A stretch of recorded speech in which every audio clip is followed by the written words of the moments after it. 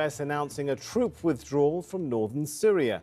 The Pentagon says up to 1,000 soldiers will be pulling out as Turkish troops and their Syrian allies continue their offensive to push into Kurdish-controlled towns. In the latest advance, those forces say they've captured Suluk. The town is important. It'll ensure supply routes from Turkey as the operation progresses. Sunday has seen heavy bombardments on other towns near the border. Ankara says forces have now entered Tel Abyad, and they say they've taken control of Ras Al Ain. The fighting is forcing more civilians from their homes, though. The United Nations says 130,000 people have been displaced. In a moment, we'll cross over live to Zaina Khudr on the Turkey-Syria border. But first, to Rosalind Jordan in Washington, D.C. Rosalind, what more can you tell us about this line on a U.S. withdrawal from Syria? Well, according to the Defense Secretary Mike Esper, who is appearing on U.S. television this Sunday morning, he has said that he consulted with U.S. President Donald Trump on Saturday evening, and after taking a look at the situation on the ground, a decision was made that these forces would have to be moved out of northeastern Syria. Here's more of what Mike Esper, the U.S. Defense Secretary, had to say. We believe that the Turks now intend to go further south than originally expected and to go both west and east, which would increase their zone from beyond a 30-kilometer depth and nearly 440 kilometers wide.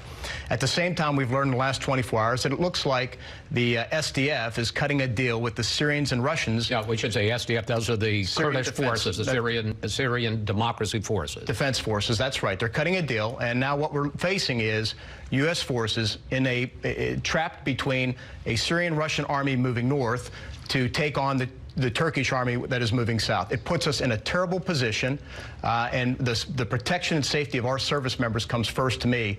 I spoke with the national security team yesterday. We all talked on the phone. I talked to the president, and he is concerned. And so last night he directed that we begin a deliberate withdrawal of U.S. forces from the northern part of Syria. Now, of course, Sammy, the big part of Mike Esper's announcement, which was already getting him criticized to his face on the Sunday public affairs shows, was the idea that, yes, it's important to protect U.S. forces from being caught in the crossfire, as it were. But this is also a situation where, because U.S. forces are pulling out, the Syrian defense forces are now having to build a security alliance, perhaps with both Syria and with Russia. And that the defense secretary made a point of saying, well, yes, they were very important in terms of fighting ISIL, but we weren't in northern Syria to protect the Kurds. That may get him even more criticism, and by extension, more criticism for the U.S. administration in the decision to pull U.S. forces back from northeastern Syria. All right, Rosalind Jordan there. Thanks so much.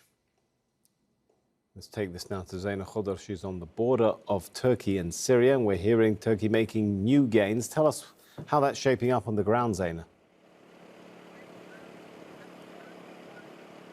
Well, really fast-moving developments. The map of northeastern Syria is changing. In just the past few hours, northeast Syria was under the control of the Kurdish-led Syrian Democratic Forces as well as U.S. soldiers. In the past hour or so, the SDF has been losing ground. They have a few fighters who are holding up in Ras Al Ain and in other areas. But the border, 120-kilometer stretch of the border line is practically cleared from the SDF. Of course, the Syrian Kurdish armed group, the YPG, forms the backbone of this group. So 120 kilometers from Ras Al Ain to Tel Abyad. Turkish-led forces are also pushing south. They have pushed 30 kilometers on a number of fronts. The Turkish Defense Ministry saying that they've reached the strategic highway, the M4 highway, that they're in control of that highway. So the 30-kilometer pocket of territory that the Turkish military planned to initially capture in this operation seems to be almost a success. Now we are hearing that the U.S. forces are leaving northeast Syria altogether. They've withdrawn from Ain Issa, also on this 30-kilometer mark.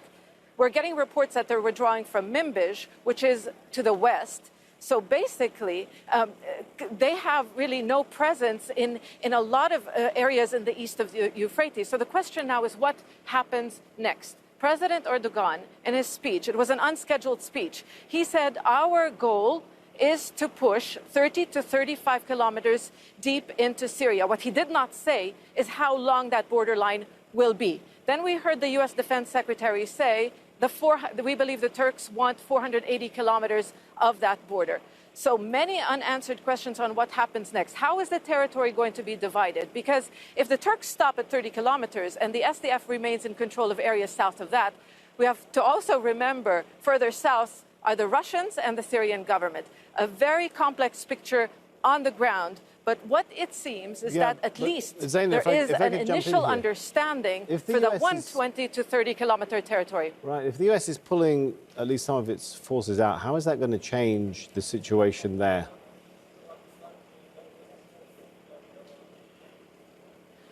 Well, the US forces, they had a few hundred troops. But the very fact that they were there, this was territory under their control. In one way or the other, they were giving protection to the SDF and by extension, the YPG. This is a very strategic corner of Syria. It is where oil fields are located. It is the breadbasket of Syria. More than one player wants it. There's also critical supply routes that link Iraq with Syria. So a very strategic territory that all sides want.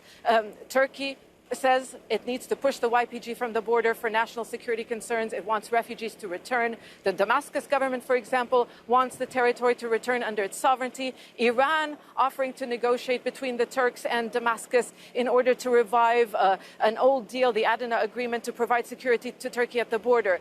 So with the U.S. withdrawing, it no longer is a player. And this area is up for grabs from more than one player in this conflict. And caught in the middle of all this is hundreds of thousands of people who are now scared, not knowing who their new rulers will be. All right, Zainab Khudr there. Thanks so much.